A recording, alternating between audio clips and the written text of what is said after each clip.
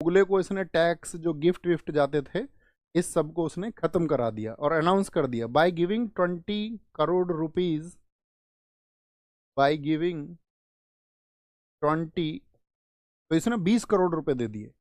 लेकिन अगर मैं देखूं अलीवर्दी खान ने खुद को मुक्त तो कर लिया, मुगलों से स्वतंत्र भी कर लिया उसने इकट्ठे पैसे दे करके, मुगलों की स्थिति को देख करके। कि मैंने बताया था मोहम्मद शाह रंगीला, उसका नाम ही रंगीला क्यों है? क्योंकि वो शानो शौकत वाला आदमी था। उसको बहुत ज़्यादा एक्सपेंशन की चिंता नहीं थी कि साम्राज्य विस्तार हो या हमारा साम्राज्य बहुत मजबूत हो, उसको मस्ती करनी थी बस। और उसको इकट्ठे पैसा जाए ऐसे आदमी को, तो वो तो आप जानते ही हो,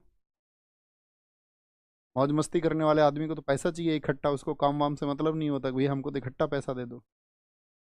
तो यहाँ पर इसके फिर तो इसका कार्यकाल मजबूत रहा होगा अलीवर्दी खान का। तो अलीवर्दी खान को बेचारे का ऐसे समझिए कि दुर्भाग्य है कि उसका पूरा जो शासनकाल है, पूरा शासनकाल 1740 से 56 तक वो मराठाओं के साथ संघर्ष में उलझा रहा। जैसे मैं आपसे एक डेट पूछना चाहूंगा, मुझे बताइए पानीपत का तीसरा युद्ध कब हुआ था? तो 1861 में। तो पानीपत के तीसरे युद्ध में ही तो मराठा कमजोर हुए थे। उससे पहले तो मैंने आपको बताया था 1720 से 40 तक बाजीराव ने ऐसा कर दिया था कि संपूर्ण भारतवर्ष ने घुटने टिका दिए थे मराठाओं के आगे। पेशवा बाजीराव थे जब आपके। तो 1740 की स्थिति पर विचार करिए कि मैंने आपसे कहा था बाजीराव ने सबसे बड़ा एम्पायर किया मराठों का। तो यानी कि 1740 में मराठे बहुत मजबूत स्थिति में थे। तो मराठे नजर रखते थे आपका कि भाई किधर कोई ऐसे तो नहीं है कान को हिला रहा हो, उसको पकड़ लो जा करके, उस पर कार्रवाई कर देते थे। तो इसके समय पर कार्रवाई बहुत हुई, याद रख लेना क्या बोलेंगे।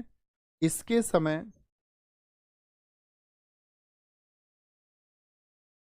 मराठाओं से संघर्ष जारी रहा। मराठा, अब इसने बहुत सारी चीजें की उनसे बचने के लिए। इसने किया कि जो इसका शहर था कलकत्ता, उस कलकत्ता के चारों ओर इसने खाई भी खुदवा ली। कलकत्ता के चारों ओर की मराठे आते हैं बार बार लड़ते हैं हमसे आकर के, एक काम करते हैं इस कलकत्ता के चारों ओर एक खाई खोद देते हैं ताकि मराठे यहाँ पर अटैक ही ना कर पाए। लेकिन जब इसके खाई खोदने की कार्रवाई चल रही थी तभी मराठाओं की तरफ से रघुजी थे, रघुजी भोसले, उन्होंने कार्रवाई कर दी।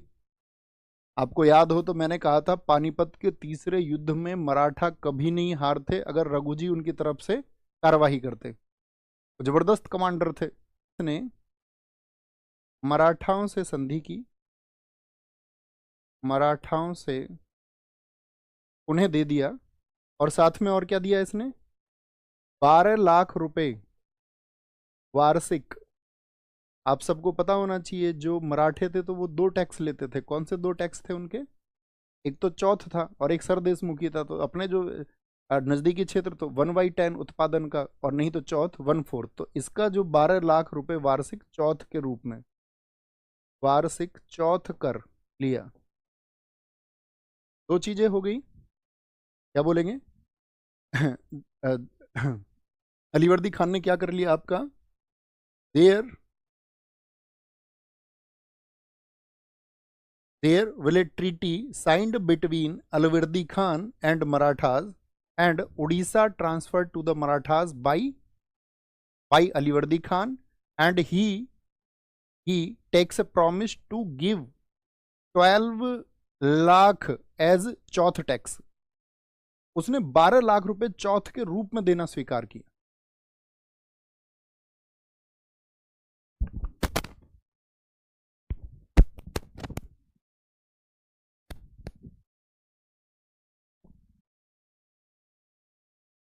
इसके समय मराठाओं से संघर्ष जारी रहा।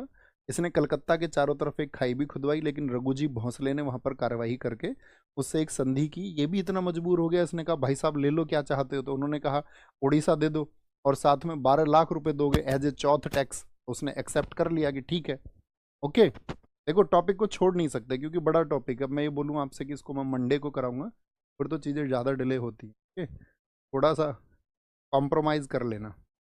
अच्छा, अलीवर्दी खान किसके साथ संघर्ष में है बताइए? मराठाओं के साथ में। अब दिक्कत क्या है कि अलीवर्दी खान जो था आपका बूढ़ा हो चला था। अब अलीवर्दी खान का कोई पुत्र नहीं था, इसके कोई पुत्र नहीं था, पुत्र नहीं था। अलीवर्दी खान हैज नो सन। क्या बोलेंगे? अली अपना उत्तराधिकारी किसको बनाया? पुत्र सिराजुद्दौला को घोषित, ही अनाउंस सिराजुद्दौला एज सक्सेसर। अब देखो मैंने कहा इसके कोई बेटा नहीं था, तो इसके सिर्फ 3 बेटियां थी। 3 बेटियों का नाम भी आपको पता होना चाहिए।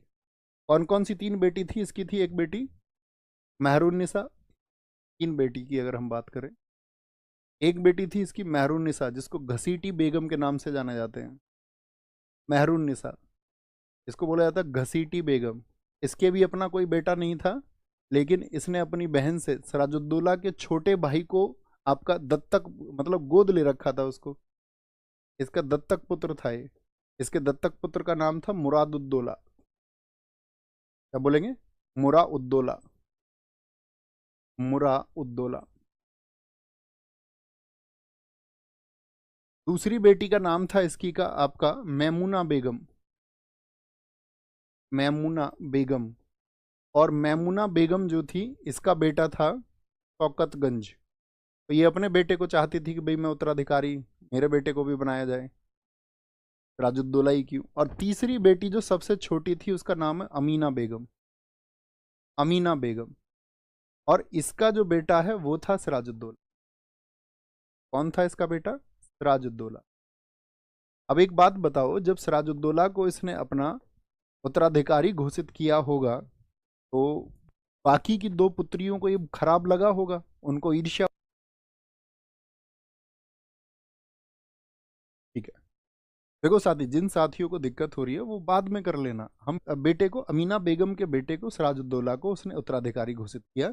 तो अमीना बेगम की ये दोनों बहन हैं, बड़ी बहनें हैं, तो यानी कि सिराजुद्दौला की दोनों मौसी हैं। तो ये दोनों मौसी क्या हो गई? सिराजुद्दौला के विरोध में हो गई।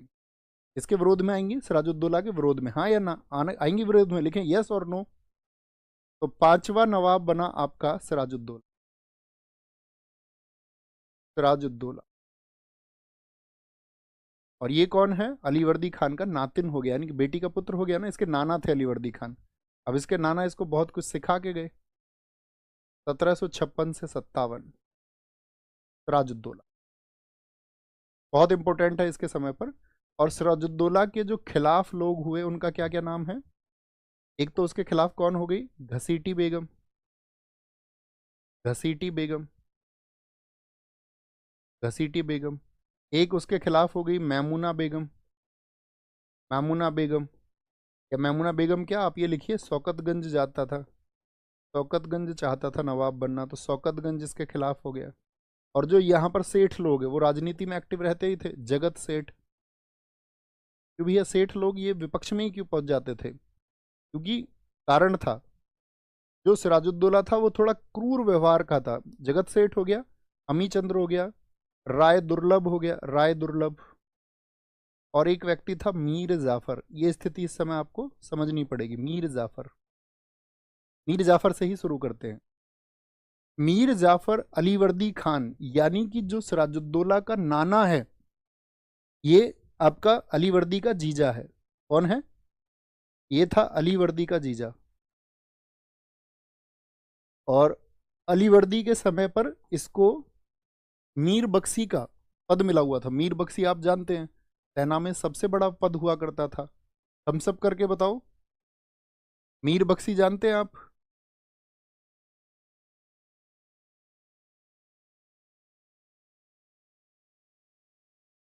और राय दुर्लभ, ये था यहाँ पर सिराजुद्दौला का सेनापति, या एक सेठ व्यक्ति था। सेनापति और सेठ दोनों था, अभी बताएंगे सेनापति किस युद्ध में बनेगा। अमीचंद एक सेठ व्यक्ति था, ये भी सेठ व्यक्ति था। शौकतगंज में आपको बता चुका। घसीटी बेगम कौन है? इसकी मौसी है। ओके सर, बफरिंग बहुत ज़्यादा हो रही है। अब इसको मंडे में ही करेंगे, क्योंकि आज इंटरनेट पर भी काम चल रहा है। आज इंटरनेट की स्पीड इसीलिए बहुत कम है। तो सिराजुद्दौला तक आप लोगों को याद रखना है, ठीक है, बंगाल के नवाब।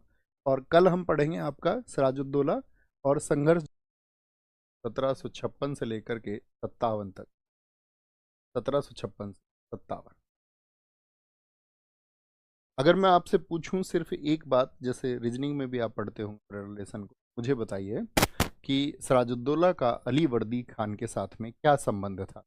या पूछें अलीवर्दी खान सिराजुद्दौला का क्या लगता था?